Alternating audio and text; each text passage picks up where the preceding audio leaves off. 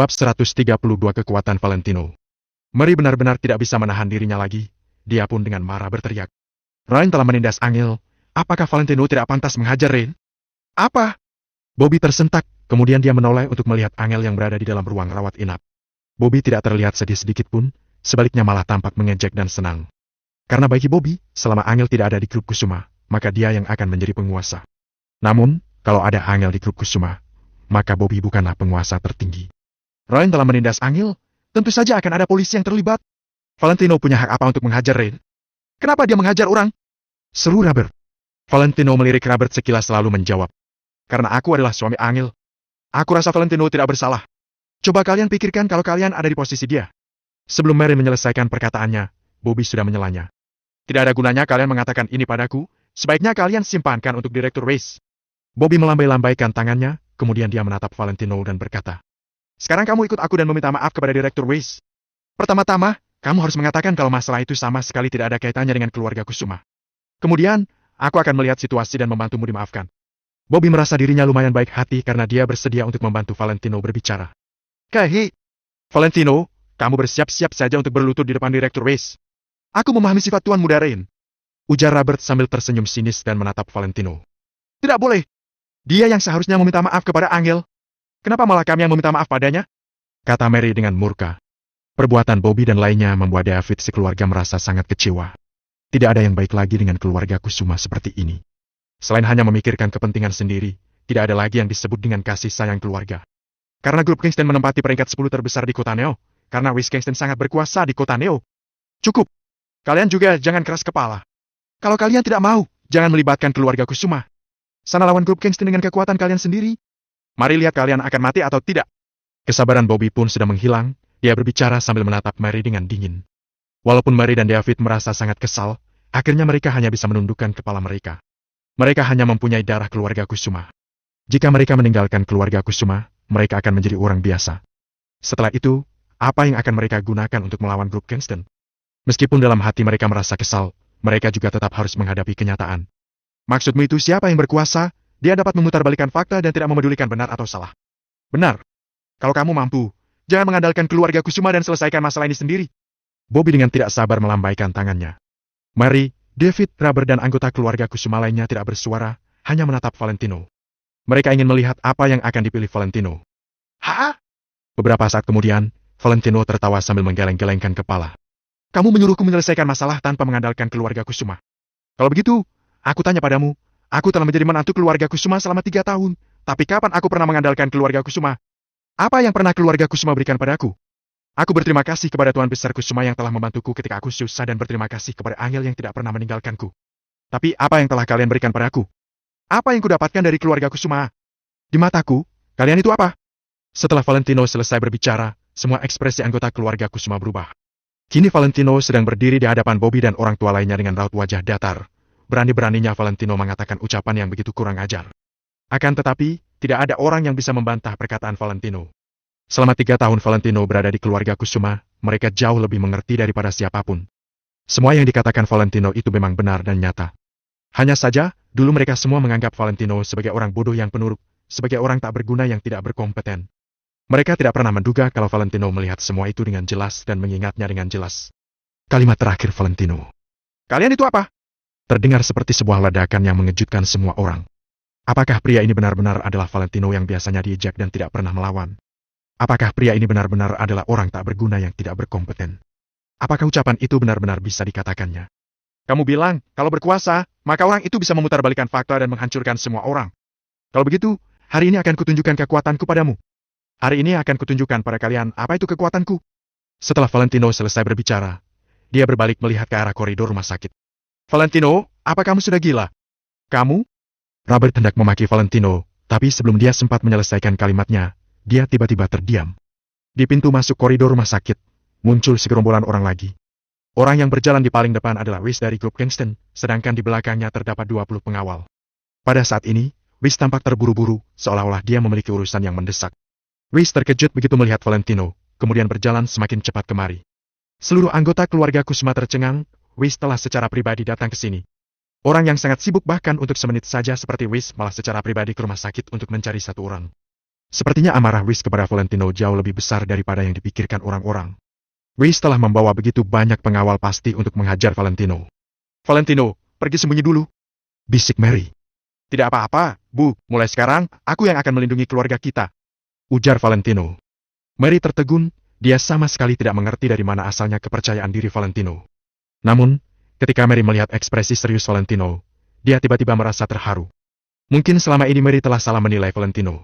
Valentino bukanlah orang yang tak berguna, selama ini dia selalu diam-diam melakukan sesuatu untuk Angel.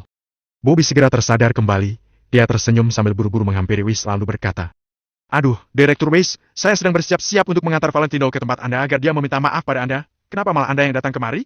Akan tetapi, Wiz mengabaikan Bobby dan tetap berjalan kemari dengan cepat. Anu, Direktur Wiz, begini, semua yang dilakukan Valentino sama sekali tidak ada kaitannya dengan keluarga Kusuma. Jadi, saya merasa Anda langsung bertemu dengan dalangnya saja. Anda? Bobby tercengang. Dia merasa Wiz benar-benar marah besar sampai tak berkata sepatah kata pun. Maka dari itu, Bobby langsung melemparkan Valentino ke arah Wiz untuk menunjukkan kalau masalah ini sama sekali tidak ada hubungannya dengan keluarga Kusuma. Akan tetapi, sekarang Wiz benar-benar tidak ada waktu untuk menghiraukan Bobby, jadi dia mendorong Bobby ke samping. Dalam beberapa langkah, Wiz telah tiba di depan Valentino. Tuh! Wiz menatap Valentino dan ingin mengatakan sesuatu, tapi tidak ada sepatah kata pun yang keluar dari mulutnya. Sedangkan Valentino juga menatap Wiz tanpa mengatakan apapun, dia tidak mempunyai niat untuk meminta maaf sedikit pun. Seakan-akan, sekarang Valentino lah orang yang paling berkuasa dan sedang memandang rendah Wiz. Bab 133 menekan semua orang. Valentino, cepat minta maaf pada Direktur Wiz. Jelaskan semuanya dengan baik, teriak Bobby. Namun, Valentino tetap bergeming. Semua 20 pengawal Wiz berdiri dalam diam, terlihat sangat menakutkan. Saat ini, jantung Mary dan David sedang berdebar. Mereka berdua merasa sangat gugup. Sedangkan Bobby dan Robert tersenyum. Dalam hati mereka berpikir, ayo, hajar. Hajar Valentino sampai dia masuk rumah sakit. Lihat dia mau berlagak sampai kapan. Robert benar-benar tidak dapat menahan dirinya lagi, jadi dia menyindir. Haha? Valentino, di mana kekuatanmu? Bukankah tadi kamu bilang kamu mau menunjukkan kekuatanmu pada kami? Mana? Kemudian, Valentino mulai berbicara sambil menatap Wiz dengan datar. Apa kamu kemari untuk berdiri di depanku untuk merusak pemandanganku? Ketika Wiz mendengar itu, tubuhnya gemetaran. Lalu, dia buru-buru berkata, Ryan, dia.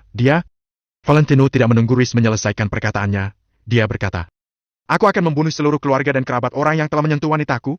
Tubuh Wiz gemetar sekali lagi. Sebenarnya dia ingin memohon untuk Ryan, tapi tidak disangka, Valentino ternyata begitu kukuh. Bu! Beberapa saat kemudian, Wiz berdiri dengan tegak lalu tiba-tiba berlutut di atas lantai. Begitu Wiz berlutut, semua orang tercengang.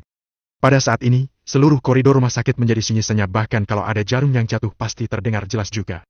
Wiz adalah CEO dari grup Kingston, tokoh besar yang termasuk 10 terbesar dalam daftar orang terkaya di kota Neo. Akan tetapi, dia malah berlutut di depan orang tak berguna seperti Valentino. Wiz berlutut dengan kedua kakinya.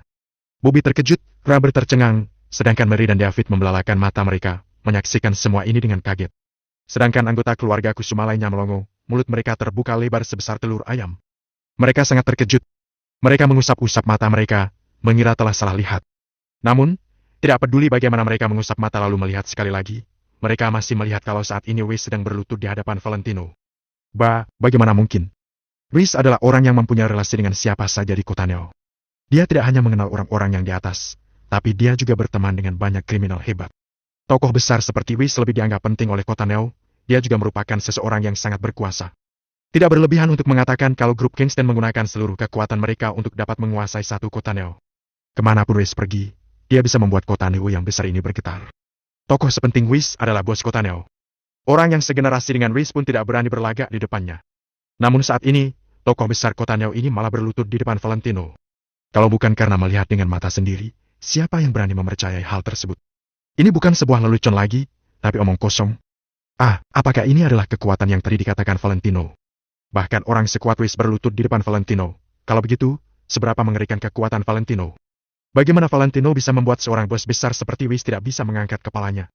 Tidak ada yang bersuara, tidak ada yang berani.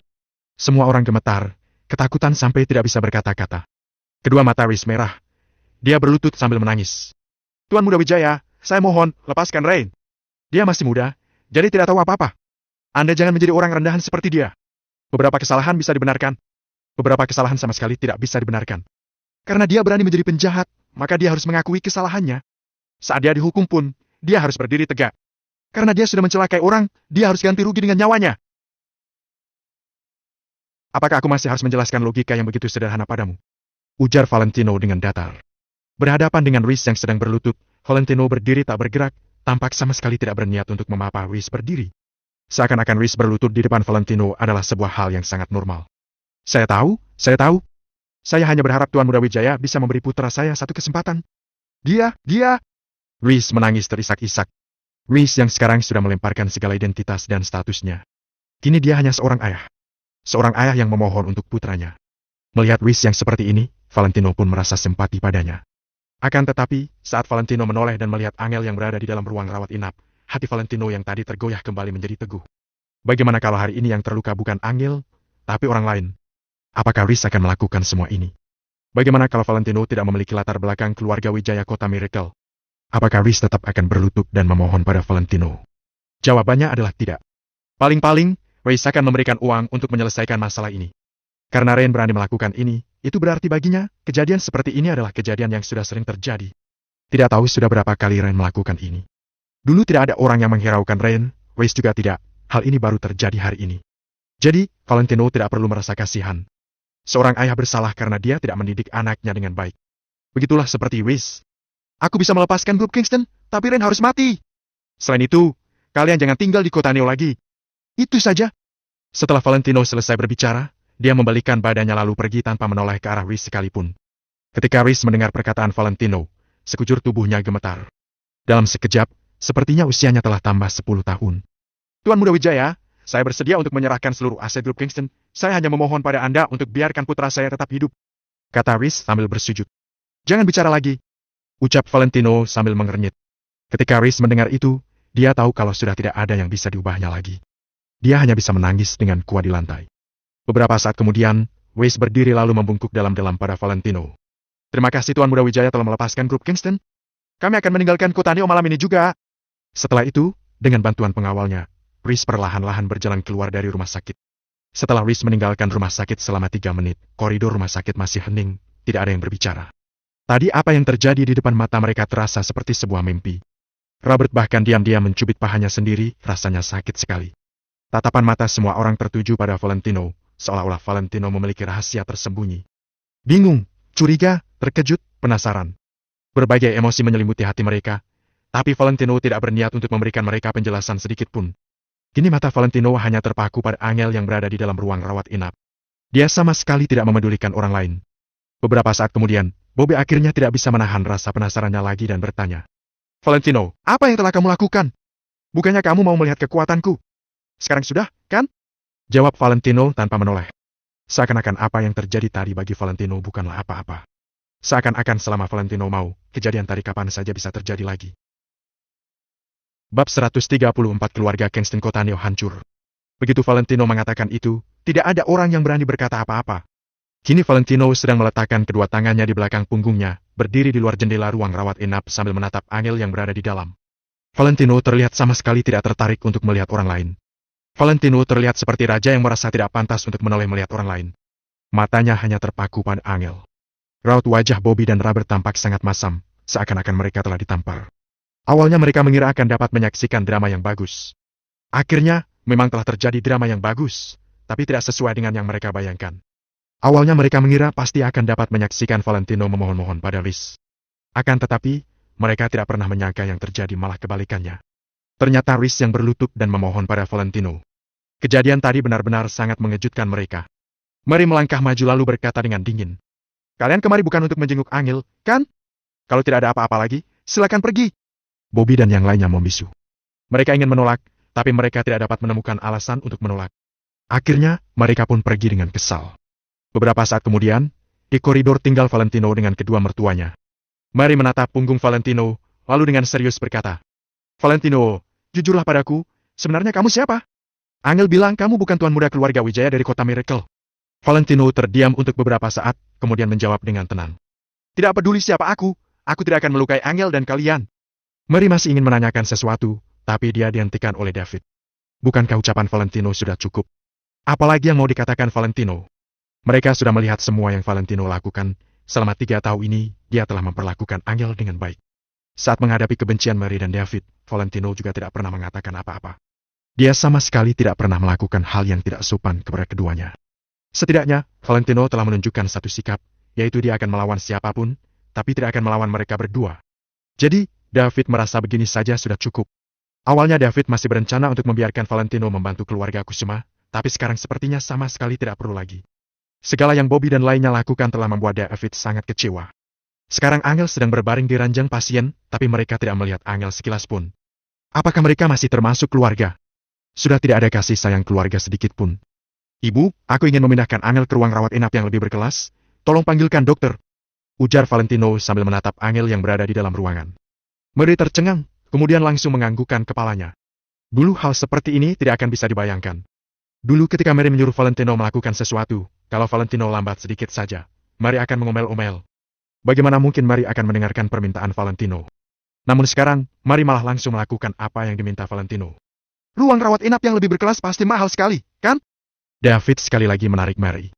Mary tercengang, dia juga terdiam di tempat. Tidak apa-apa, biarkan aku yang mengurus urusan uang. Jawab Valentino. Mary dan David saling bertatapan, kemudian Mary pergi mencari dokter sesuai dengan arahan Valentino. Dengan kekuatan uang, Angel dengan cepat dipindahkan ke ruang rawat inap yang berkelas. Di seluruh ruangan tersebut hanya ada Angel seorang. Dekorasi ruangan terlihat seperti sebuah rumah yang tersedia segala macam fasilitas. Ruangan tersebut membuat Mary terkesima. Jadi orang kaya itu memang enak. Kalau kaya, kamu dapat menikmati hal-hal yang tidak dapat dinikmati oleh orang banyak. Seperti David, dulu dia sama sekali tidak tahu kalau ternyata di rumah sakit mempunyai tempat seperti ini. Kalian pulang saja, biar aku yang menemani Angel.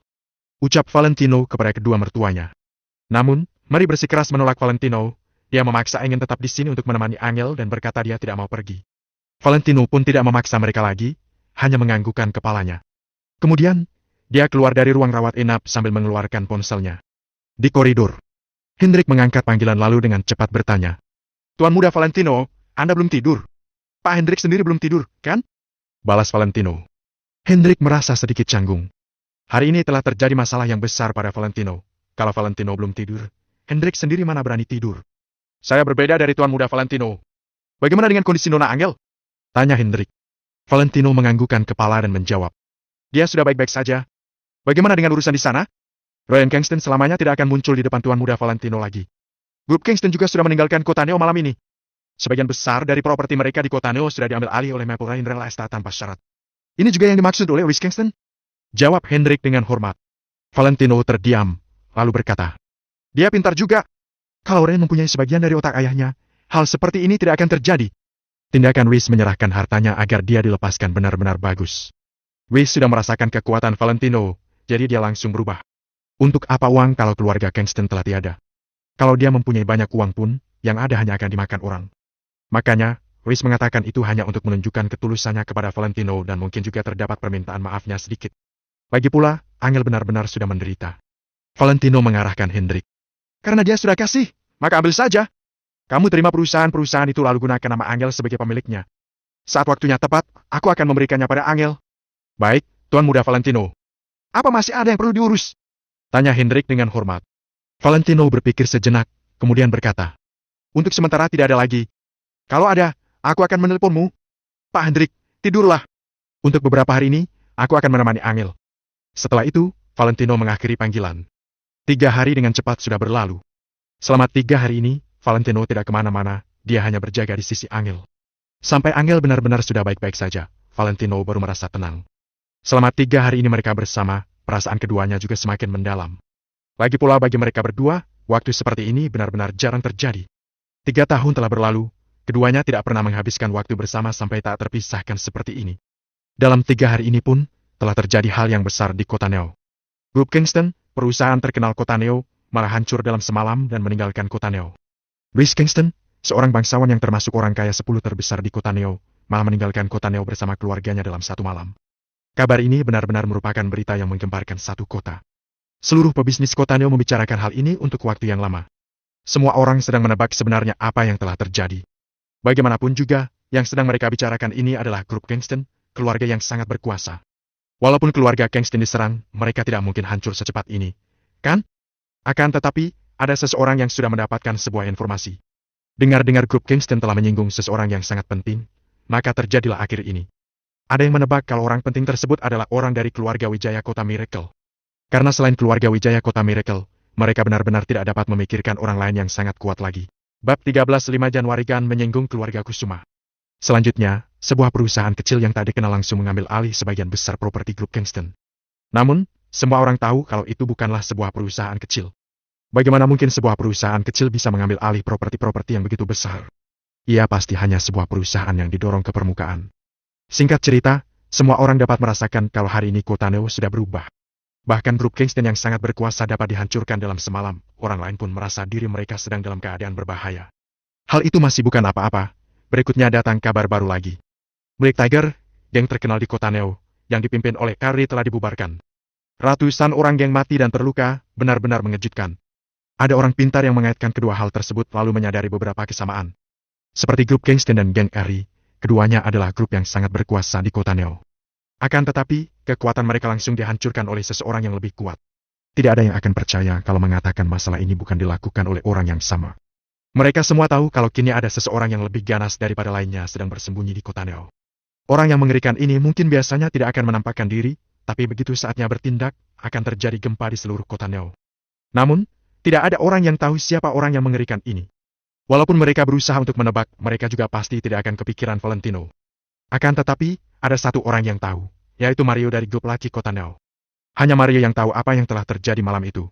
Malam itu Rain berkata dia ingin menyerang Valentino. Namun kemudian, terjadilah hal-hal ini. Sedangkan sekarang, grup Kingston sudah tiada dan Rain telah menghilang, dia bahkan tidak mengangkat ponselnya. Apa masih perlu dipikirkan lagi? Tidak peduli seberapa bodoh Mario, dia juga tahu kalau hal-hal ini pasti ada kaitannya dengan Valentino. Ayah, kedepannya ayah, jangan menyerang keluarga Kusuma. Apapun itu, tidak boleh. Wajah Mario pucat pasi. Dia menatap ayahnya, Andreas, dan berkata, keluarga Kusuma benar-benar tidak boleh disinggung. Andreas bertanya, apa maksudmu? Dia terdiam mendengar ucapan putranya. Untuk apa aku kurang kerjaan menyinggung keluarga Kusuma? Keluarga Kusuma juga tidak menyinggung kita.